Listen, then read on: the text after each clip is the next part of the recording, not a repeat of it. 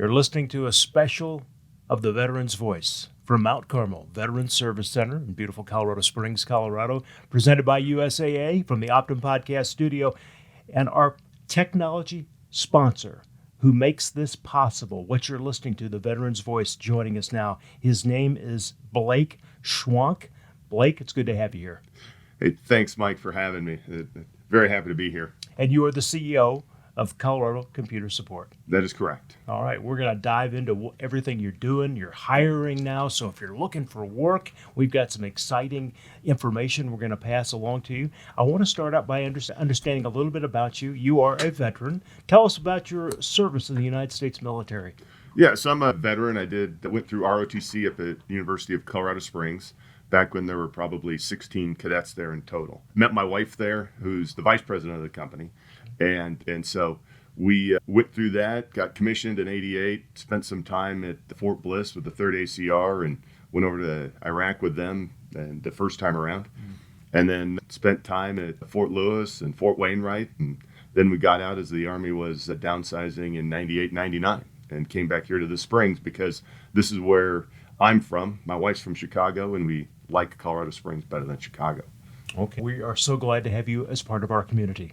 Oh, thank you. And again, thank you for being our technology sponsor, because without good technology, the Veterans Voice would not happen. And we're going to get into how important IT is when it comes to running a business on so many different levels.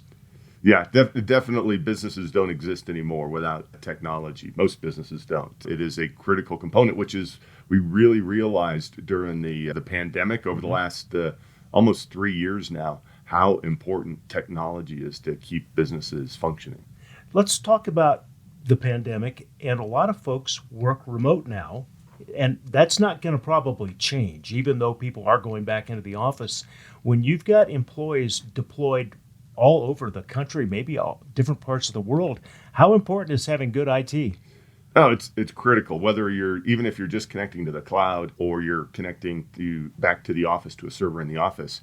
Having good IT enables you to measure what your employees are doing, allows them to be productive. Frequently you hear about people trying to work from home and they can't connect to the tools that they always had. And if you remember back 3 years ago to 2019, almost everybody worked in the office. And it was just overnight that all of a sudden we had stay-at-home orders and everybody had to figure out a way to get stuff done in the office. And we were super busy then for several months just making sure we got people connected securely to their networks so that they could get their job done and they could be managed remotely. Yeah, if you're taking, let's say, credit card information or something from a customer, depending on what your job is, that's got to be secure in so many different ways.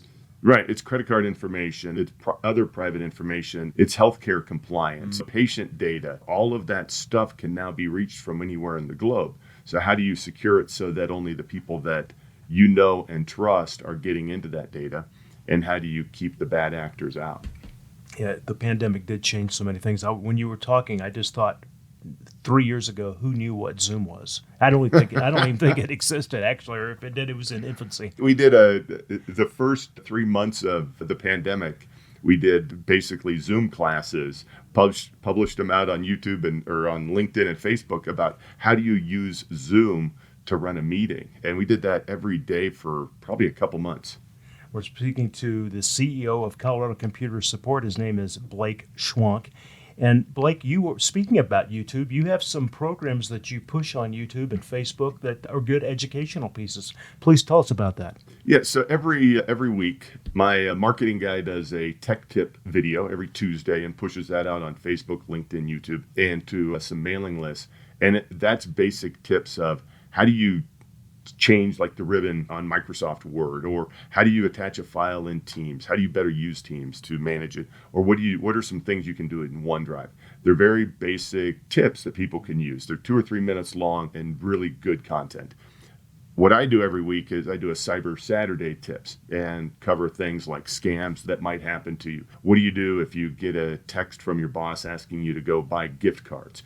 Or how do you protect your network? What are the layers of security that you want to put in place to make sure you don't get attacked? And we try to mix in some fun stuff in there. I do it while I'm traveling. If I'm in Germany or I was in Alaska, I did tips from there, relating it, trying to make it relatable to people to make it make sense. Because oftentimes what we do, our industry gets a bit complex at times. Blake, as you were mentioning all the wonderful things you're putting out there, I want to go look at some of these tips because I know they'll help me in some of the other things I do. How do I find these tips that are being put? You can go from our website. We have links from there, and that's www.coloradosupport.com. You can also go to YouTube and search for Colorado Computer Support and subscribe there, and you'll get updates every time we put it out. And then on Facebook and LinkedIn, if you just search for Colorado Computer Support, you can find us. If a business owner is listening right now and they're sitting there going, yeah, I need help, I could use some help. Let's talk about some of the ways you can help a business be secure and be more productive. So what Colorado Computer Support does is we're our client's IT department when we come in along and work with them. So we either, if they are trying to scale, we can come in and help augment their IT and help them grow, come alongside their internal IT department and provide assistance to them. The other place we help out is if they've just have a lot of troubles internally with IT. And a lot of times we see that now as people quit and move jobs and everything else, it starts to expose some of that. We can come in and clean it up, make sure that they're secure, make sure that they have disaster plans in place, make sure that they are actually planning what they do with their IT. So many times we go in and there is no strategic plan for IT. They just adapt as they need it, and it's messy and it costs them money, costs them sales. And if someone wants to take advantage of all the awesome resources that you offer a business, how do they get in touch with you? So two ways, www.coloradosupport.com or call us at 719-439-0599. Okay, now let's talk about hiring, because if folks are looking to change jobs, maybe they're detaching from active duty, they are just looking for work right now. You've got some great opportunities coming up. What kind of positions are you hiring for? So right now we're looking at IT technicians, no Windows Server workstations, networking. We do a lot of Mac, and our typical client is probably 20 to 100 employees, maybe a couple hundred employees. They general business network, so they have a Windows Server, maybe it's all Windows and Mac workstations, and so it's people that can work on that. And so we're looking for them with a few years of experience and then people that, we have three different levels. We have tier ones, tier twos, tier threes. Tier ones are the entry guys that may just be getting into IT with 1 or 2 years worth of background. The senior guys know how to work on switches, firewalls, build servers, and everything else. So we're growing fast. So if we don't need it now, we're probably going to need somebody doing that job in a couple of years or in a couple months. And you are veteran friendly. You don't have to be a veteran to work for Colorado Computer Support, but if you are a veteran, you'd love to meet them. Oh yeah, absolutely. So we have, out of 27 employees, we have 9 veterans right now. 6 are Army. We have 3 Marines. We're looking for Navy and Air Force to even it out a little bit, but I think it's a surprising number of veterans given our business. Right now we're not doing DoD work, but it's a different environment for these guys to come in. So it's a very family-friendly environment. Is there some remote versus office balance? How do you do that? So we do have people that are local that work 50-50 at home and in the office. Our service desk itself that answers the phone calls and stuff, they're in the office pretty much 100% of the time. Then we also have remote workers. So we have one of our Marines lives down in Tucson. We have someone in Iowa, Texas. Really doesn't matter for some of our jobs where people sit. All the people we hire, we've never had good success with offshoring or anything else. I like to hire local employees. One other thing that the pandemic taught us is that people really can work from anywhere, which is a big change for military spouses. Yeah, before we hit the record button, you were telling me about if you go back in time 10, 20 years ago, if you're a mil spouse and the member got PCS'd, the spouse has to start over a job. Not necessarily that the case anymore because of remote working. Exactly. And my mom married my dad. My dad's a Air Force Academy grad, pilot. She married him in the 60s. What were her options to work? Not a ton of options. But then even as we advanced in time and a lot more military spouses were working, you still, every time you PCS'd, you had to go find a new job, a new career. You could not have really a career in most industries. And so the last few years has been fascinating. The pandemic really has showed us that you can be a military spouse and have a career and not have to change it.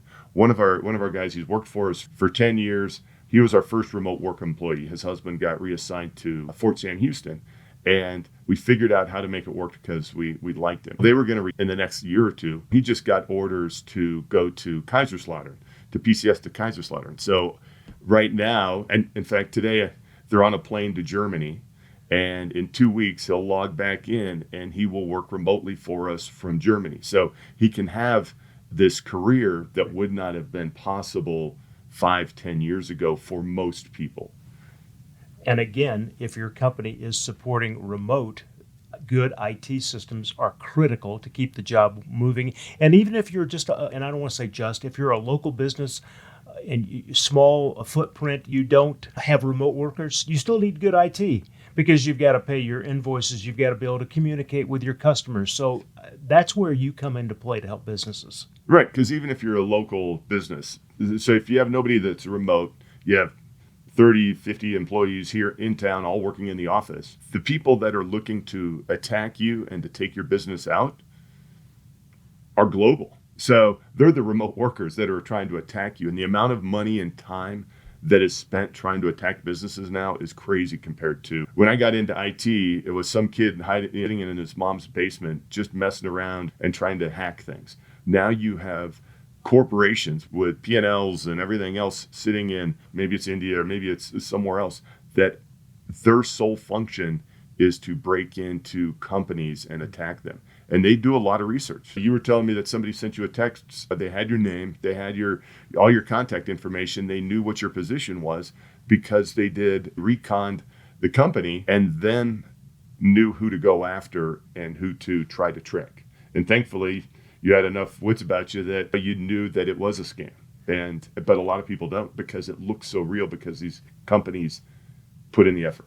Yeah, and it looked like it was from the CEO of my company, and it was like it, and I found out it wasn't. So we stopped it before it got bad, but even I fell for it because of the way that they were very clever in the way they messaged me. Let me just put it that way. Yeah, you didn't fall for it. You asked the question, because you said you did exactly what you should have done. You get these messages from someone that is asking you something out of the ordinary. Yeah, and this was to go buy gift cards that he needed.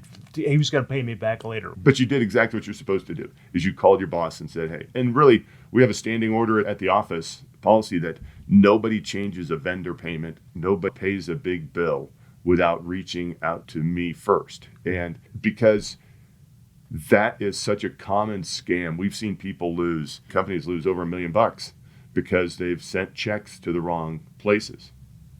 And once it's gone, you may not be able to get it back. It depends on the circumstance. Right. Well, maybe you have good insurance, maybe not. We could go on for a long time. Thank you, by the way, for supporting the Veterans Voice, and thank you for your contribution to Mount Carmel Veterans Service Center. I know you've got a good relationship here at Mount Carmel. No, you're very welcome. We love helping them out. I think it's a great partnership with what they do to help support the veterans. We want to be more a part of it. So I know our COO's coming down to meet with your team, find out how better we can engage with you, because one of the challenges about the last year is we've been so busy, just stopping to breathe is we need to be more intentional about it, which we got out of during COVID.